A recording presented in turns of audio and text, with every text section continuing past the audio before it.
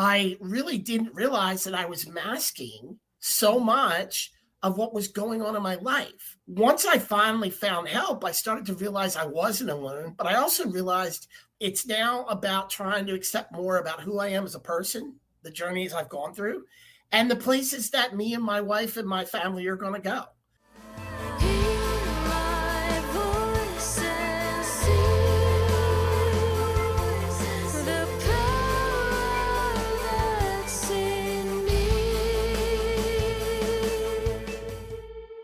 Voices of the Goddess. Welcome to Voices of the Goddess, where authenticity is our compass and self-love is our North Star. I'm Julieta, your guide through the realms of healing and self-discovery.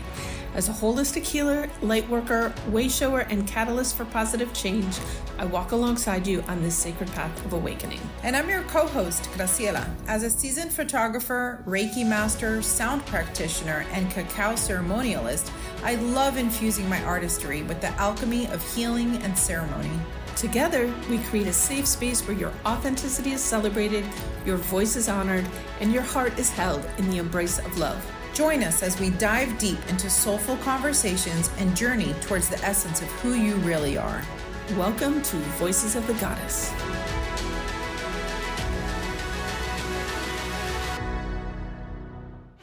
Hello. Hello. I wonder if people, when they tune into our episodes, are they like, oh, am I on the phone? Because it sounds like we're on this, three-way call. Remember three-way call? Hello, anybody there? Can you hear me? Can you hear me now? Can you hear me now? If you can hear me, please hit the like button. There. I think I set off the algorithm. Oh man. So how are things at the studio? It has been a really interesting couple of weeks. I do have an interesting story to share, So for those of you that might not know, I'm a photographer. I shoot boudoir and I shoot personal branding. And in my boudoir shoots and in my branding shoots too, I kind of say that like it's the same thing, just with or without clothes, more dressed or less dressed, whatever. It's still a picture of who you are. But it's interesting, all the things that like psychologically come up when you put yourself in front of a camera. It's so, it can be so vulnerable, to put yourself in front of the lens. And so I have a really deep and detailed process on how I walk people through the whole session and everything. Like if you come to my studio, you won't even see any equipment. I kind of feel sometimes it's like the dentist office, like you don't want to see the tools, But anyway, part of that is my little questionnaire, where I ask people lots of different questions just to get to know them. And then we meet and that kind of stuff. But one of my questions is, what do you love most about yourself? And as a photographer, my goal is to figure out, what do you love the most? Because that's what I'm going to focus on, right? Like that's what we're going to photograph. And so some people are like, I love my eyes. I love my arms. I love my quirky personality. I love that I have a big laugh, whatever it might be. That's what I'm going to focus on. And I recently had a young lady who said, I don't know. I've never felt beautiful. And I was like, wow, that's interesting, because definitely she's not alone. Lots and lots of people feel exactly that way. And so in any event, we did our photo shoot and she recently saw her final results. She saw her pictures and she was absolutely overwhelmed and she couldn't believe that the person in the picture was her, And so I kind of circled back, right? Because the boudoir process, if you have the time and the luxury to do it, quote unquote, the right way, it should take you a couple of weeks, so you can really process everything. So it had been a couple of weeks since she had filled out that questionnaire, and I said, well, now that you've had this experience, how do you feel? And she goes, oh my goodness, I feel beautiful. And I was just in my head, I'm thinking like, interesting. And so I reminded her, I said, do you remember what you wrote down on your questionnaire? And she started tearing up a little bit. And I was like, I hope that now that you've seen yourself this way, that you can let go of that story, right? Because it was a story that you told yourself that you had not been beautiful or felt beautiful or whatever it is. And I'm not saying that it wasn't her experience. I'm just saying that sometimes we look at ourselves so much more harshly deserved, And so what I said to her was like, look, my experience of you right now is what is up on that screen. Like, you are showing up exactly as you see yourself up on that screen. Some days we have more makeup or less makeup, but you're still showing up the same exact person. So what I love about the photography is like, it really lets you kind of step outside of yourself and see yourself as you truly are, as you show up to other people, because other people are not zooming in on your face. Other people are not checking your size of your pores, like that's not how people experience you out in the world. So anyway, it was just a really great moment to see this young girl pass such a big milestone in her life, where she can now set aside the I don't feel pretty thing. You could have a day where you're like, God, I look like shit today, or man, my hair doesn't look good today, or wow, I got an extra, blemish today, or whatever. But know that our experience of you is still amazing. Blemishes or not. You know what I mean? If I may share, so in all of my work, our listeners may or may not know that I have some blue spirit guides that I communicate with from time to time, like daily. And one day I asked them, like, what am I resisting? And the response that they gave me back was being beautiful. And it was interesting to me because then I realized all of the judgments that I had about beauty, thanks to the beauty industry and television and movies and all of that, like, gave me like this negative viewpoint about what beauty is. And if that's what beauty is, I don't want anything to do with it. And so it was like a big aha moment for me. And so now I go, it's okay for me to be beautiful. Just like it's okay to be rich, right? Like we were talking on a different episode about money, I mean, right? Wealth and abundance and things like that. And it's like, we have to reconcile so many of the stories that we've told ourselves over the years because they're just simply not true. And there's raging examples everywhere around us about how we can have it all and be it all and be aligned with our soul purpose, So yeah, feel beautiful. And if you want to do stuff to yourself, like do stuff to yourself. I'm not saying don't. I'm just saying that recognize, regardless of your choice, we're okay. Like, we're fine, Anyway, that's my TED talk for today. That one was just on my mind, and I thought people needed to hear it. Yes. All right. We're going to bring on our guest. Welcome to the show, Peter C. Leighton of Palermo, Lansing, and Ross. Hi, Graciela. How are you? Welcome. I love when we have men on the show. It's always so refreshing. Yeah. Being a big supporter and a token at the same time. Absolutely. I'm very proud to be on. We're so happy you're here. Can you please take a moment to introduce yourself to our audience? Tell them a little bit about who you are, what you do, and what keeps you passionate about what you do?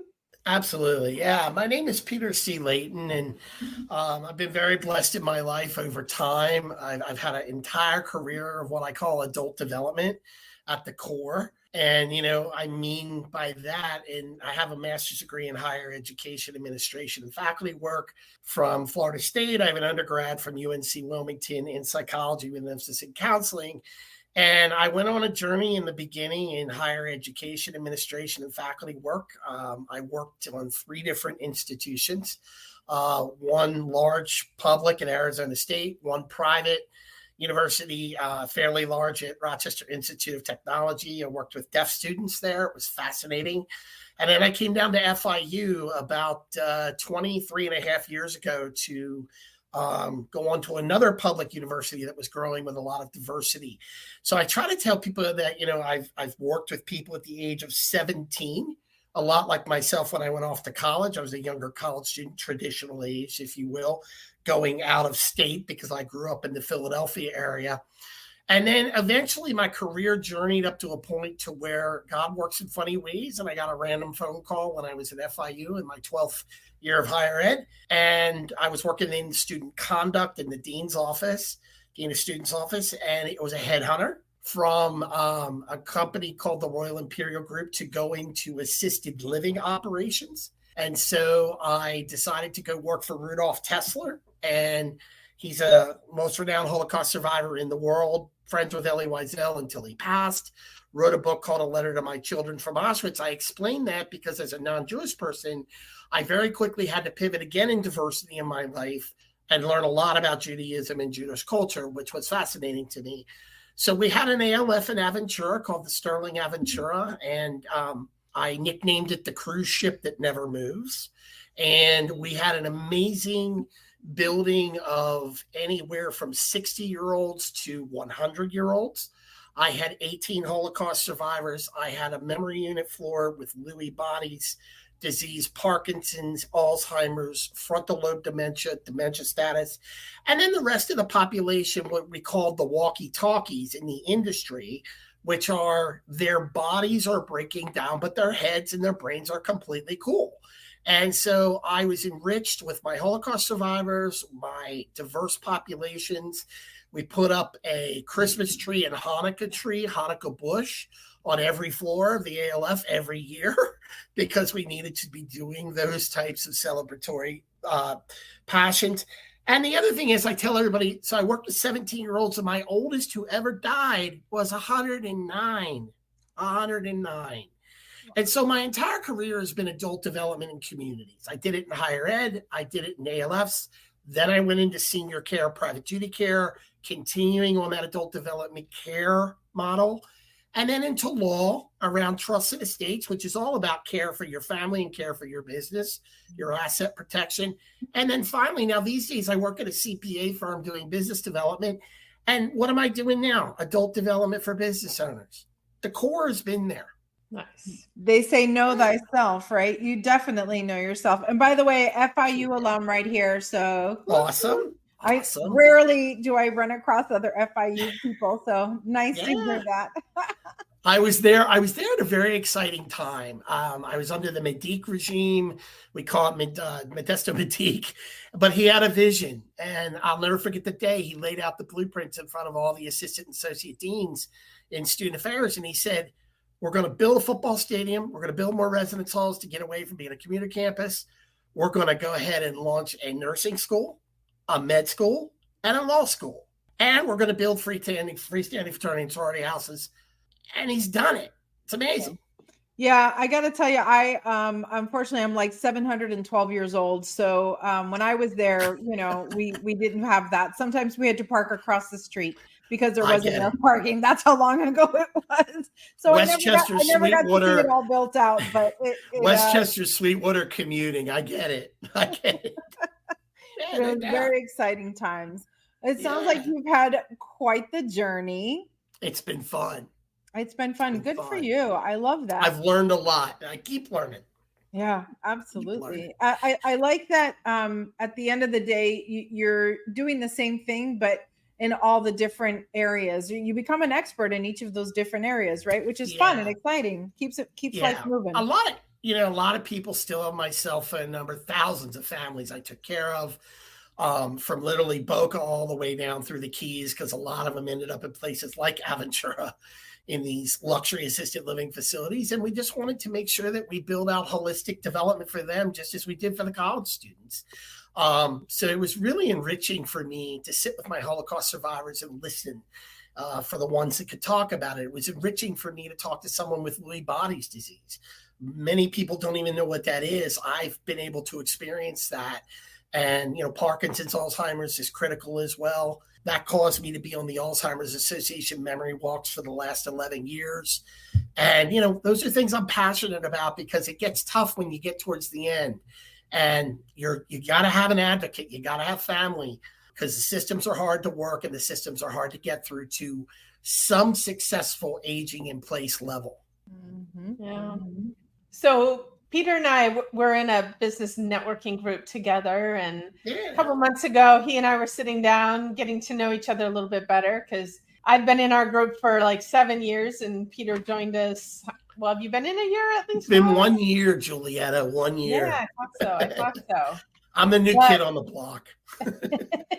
but we were having some real conversations, and shared some really vulnerable things with me. And as I was listening to him, I was like, people need to hear the story. People need to know that they're not the only ones. Right. And, I told Peter, I said, when you feel ready, let me know. And we'd love to have you on the podcast, because our podcast is all about authenticity and self-love. And the story speaks to that. So, Graciela and Julieta, probably about 3/4 of the way through 22, I had something happen to me that, quite frankly, if you would have asked Peter C. Leighton in that previous 20 years, would it ever happen to you? I would have said, ha, ha, ha, be on with yourself, Basically, in a nutshell, I had a mental health issue. I had a mental health, what I would call, where my brain chemistry went like this.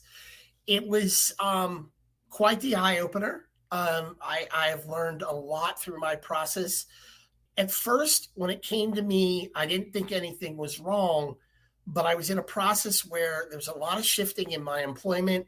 I had gone from one successful employer who made a decision to change course kind of abruptly, and I moved on to another employer, but was trying to, quote unquote, take a break. However, I had a panic attack. I got fearful that I wasn't going to be able to be a provider to my wife and to my family.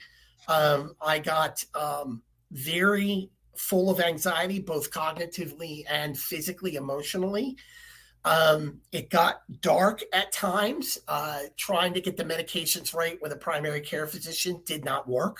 I needed help. I needed a psychiatrist. It was extremely hard to find psychiatry help in Broward County until I really had to tap my professional network to find one that fit. But like, for instance, I couldn't pay my bills for like 5 months, and I used to enjoy doing that, right? I couldn't go to the grocery store. I had all these fears and fixations about money. I had all these fears and fixations about, am I going to make it? I'm 54. I got to start over. I have a loving wife. I need to be a provider to her, to my half sister, who's 25 now, So it was a combination of things that my counselors have taught me over time. It took me all the way back to age 16 when my parents divorced. I was an only child. My little world went into 3, and that was really hard for me. A lot of anger with parents over the divorce, especially my father. Really never rebounded from that or brought closure to it. It had a lot to do with, I was extremely good at networking, still am, and connecting people, running groups like professional networks like BNI and others. I was at the top of my game and the top of my game in work. So what happened was, ultimately, I gave up my identity, which was nuts, to, kind of corporate law firm America. And I really didn't realize that I was masking so much of what was going on in my life, right? So, I say my wife is my rock. She's my mountain now. She always will be my rock, but she stood with me, and she stood right there with me. And I'm thankful to that. I'm very grateful. Once I finally found help, I started to realize I wasn't alone, but I also realized, for guys, this issue is like a stigma. It's, should you ask for help? Why ask for help? Should you turn to alcohol and or other drugs? Should you turn to gambling? I don't really get into those things overall in my life. And thank God I didn't turn to those things. So I finally got a friend of mine who was a psychiatrist in the vulnerable adult space to say, there's this guy, Dr. Eric Robbins at Blue Umbrella Psychiatry in Davie. And it was a blessing. I mean, God sent me an angel in that it was 5 minutes from my workplace. So my current employer, Palermo Lanza Ross, have been extremely supportive of me. We built a lot of my support programs into my daily schedule, and we worked to getting back of some semblance of what I was always able to do with drive and passion. And after 5 months, trial and error and taking risks and listening to my team and listening to my wife and my mom and friends, sending love and hugs, because at one point I was pushing all that away. I didn't know any better. We have a lot of South Florida jam band family. We call them our Jamily. They would stop by, check in on me, tell me they loved me. They'd bring me, you know, a milkshake, whatever, you know, just to say hi. But I didn't accept it because I was in a bad place. I'm proud to say it's been a good, strong 6 to 7 months, maybe even 8 months now, that I am better. And I got the help that I needed. And yet I learned a lot through the process, because now work is not everything every minute. It's still important to me. It always will be. But it's now about trying to accept more about who I am as a person, the journeys I've gone through, and the places that me and my wife and my family are going to go. And I'm really proud to say that, you know, Peter C. Leighton is back. So Beautiful. that was the story. Thank you. Yeah, I have to really let the vulnerability out when I share it, because it's part of my healing. It's part of my healing. So yeah, we appreciate you so much for sharing that. And I think it's important for everybody, and it's especially important for men to know that, you know, these things happen and it's normal. It happens to a lot of people. Yeah. And there is support out there. There is help out there. And you can come back on the other side better than ever. Yeah, I'm learning that. I think if you ask me where I'm at in my program of healing, that's kind of what I'm doing now, is I'm trying to reflect. I'm trying to get better at things, trying to be a better partner, trying to be a better brother to my sister, a better son to my mom, a better nephew to my aunt, you know, and just still be me, but having a lot of new perspective as to kind of, you know, and that stuff in life, it stays with you. You know, they tease about skeletons in the closet, but they do stay with you. And when they decide to come out, boy, it can definitely be, it can be an eye opener for bad, good, and otherwise. Mm-hmm, mm-hmm. You know? It reminds me of something I saw once. It was probably on TikTok, because I'm a TikTok fan. But it was like, I have anxiety, and anxiety goes with me everywhere, but I'm always in the driver's seat. And so the metaphor is like, we're going to go somewhere now, and I know you're going to come with me, and you can sit next to me in the car because I know you're going to come with me, but you don't get to rule the day. So, you know, and yeah, you're right. Sometimes you got to talk third party to it. Yeah. I You're mean, sometimes the skeletons come with us, you know, like just when I thought I had left mine in the closet, it's like, hello, remember me? Yeah. You know? Yeah. And I always tease because I'm a Fish fan.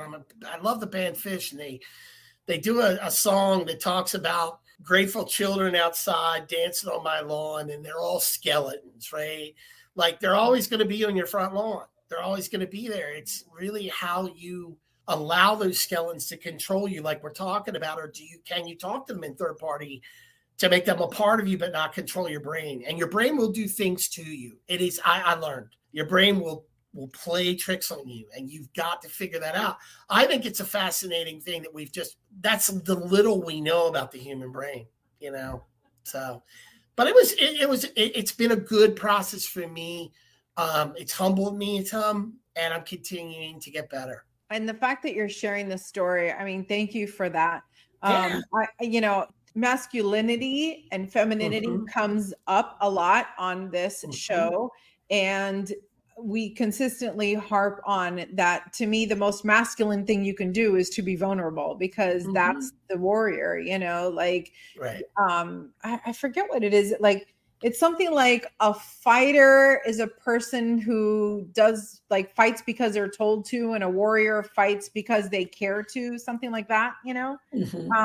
And I just feel like in the experience that you have had and are having, because this is right, we all have these experiences for all time. You also have to remember to be really kind to yourself, you know, like I keep saying, like, you know, people are like, oh, how can you do X, Y, Z? And I'm like, well, I forgive myself really fast, really like often, you know, quickly and often, because if you sit with it for too long, you'll drive yourself into dark places, you know. But I agree. When you recognize, like, oh, hey, wait, that wasn't what I meant to do, or that's not what I meant to say, or that was a thought that I didn't care to have again, forgive yourself and keep going, right? Yeah. Absolutely. You have to persist as much as you can.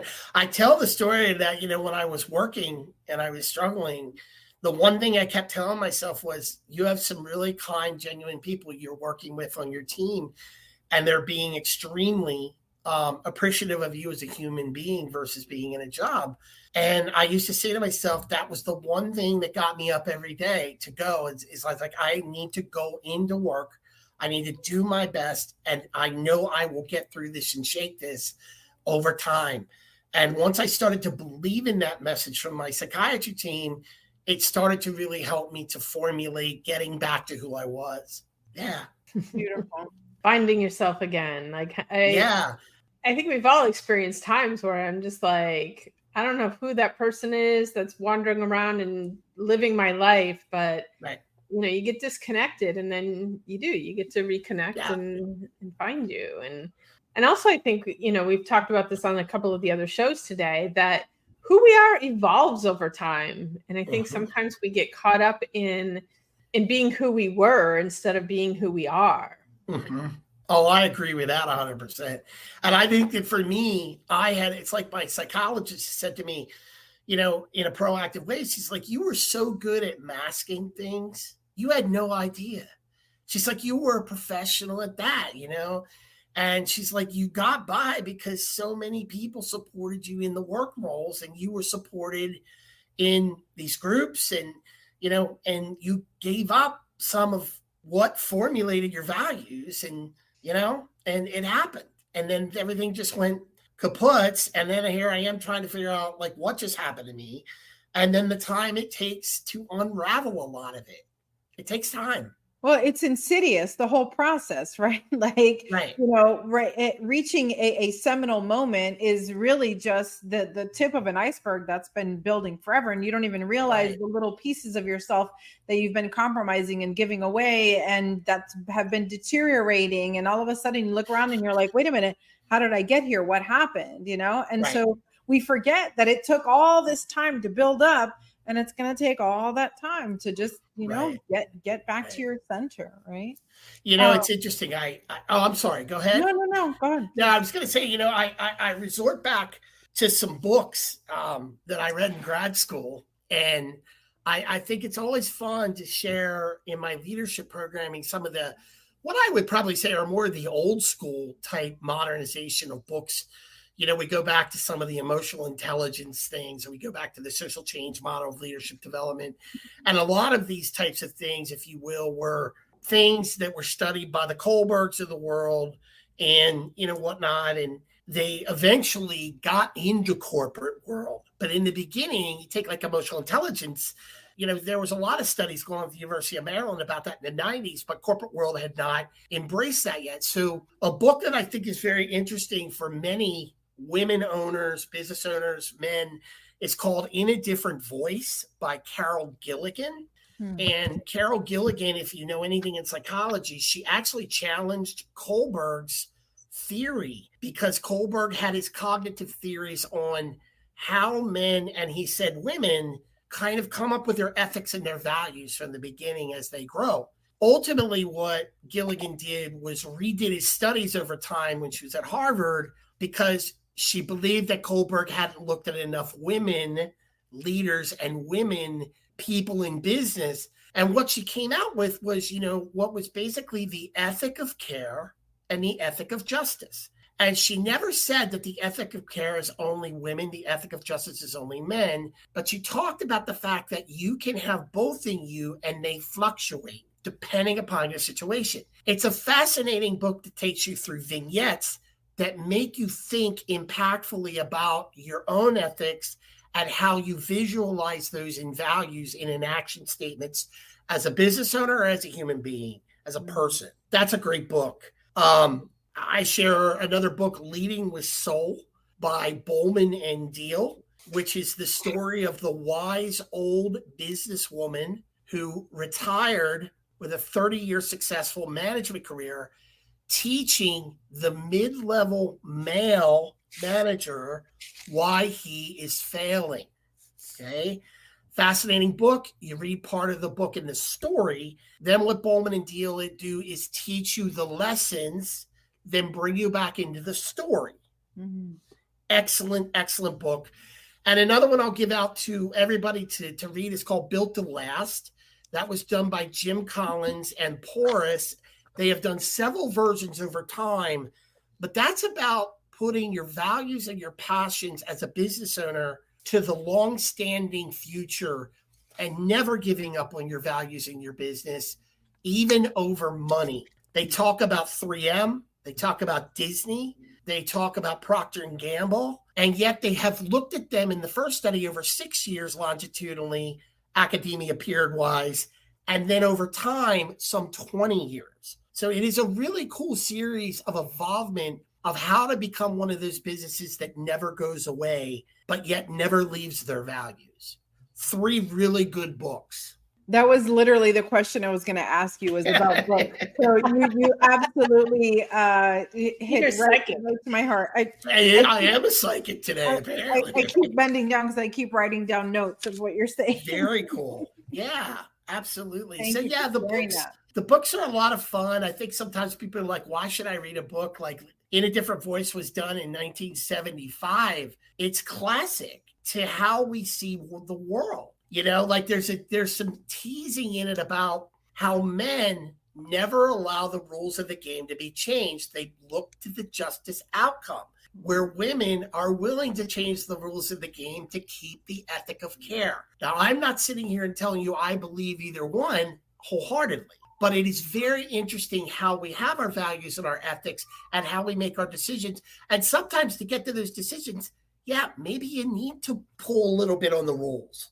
Okay, to get the fit, right? Yeah.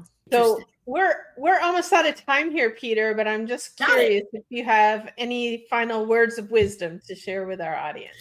Yeah, I think, look, at the end of the day, I've been going to some really cool women's empowerment stuff during International Women's Month.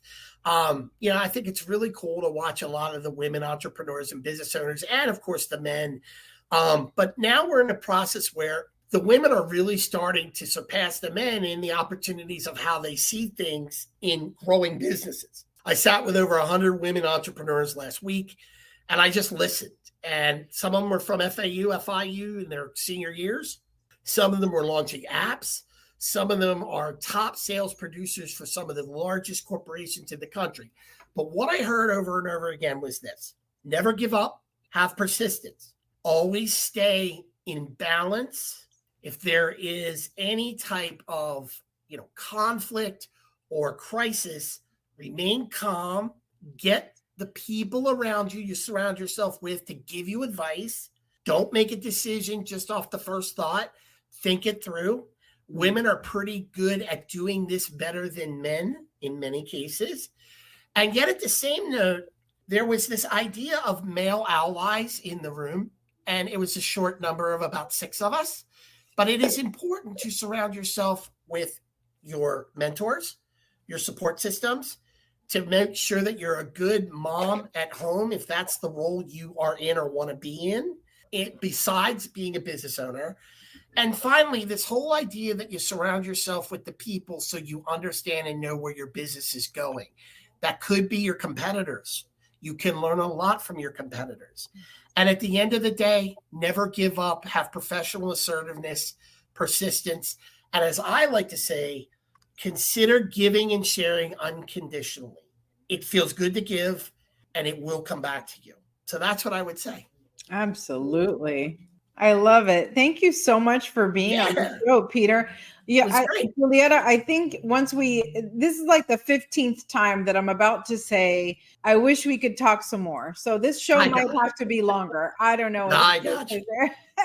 Well, I am very thankful for the opportunity and see you as, obviously inspirational out there helping people. And that's what it's about at the end of the day. Well, we appreciate you. We appreciate your inspiration and your vulnerability. And you're welcome anytime. Thank you. I appreciate you, Julieta and Graciela, and of course, Voices of the Goddess. So thank you for joining us today. Thank you, listeners, for tuning in, and hit that like button and subscribe, share, comment, all that good stuff that keeps us going and keeps us spreading the love here. And I want to wish everyone a magical day. Thanks for tuning in to another empowering episode of Voices of the Goddess. We hope today's conversation has ignited a spark within you, inspiring you to embrace your authenticity and cultivate self-love in your life.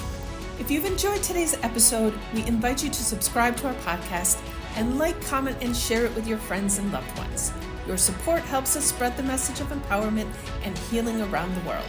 Don't forget to check the show notes for ways to connect with us and today's special guest, and to find additional resources to help you on your journey.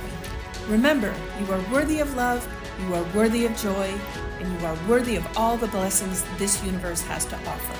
Until next time, remember to honor your truth and spread love wherever you go.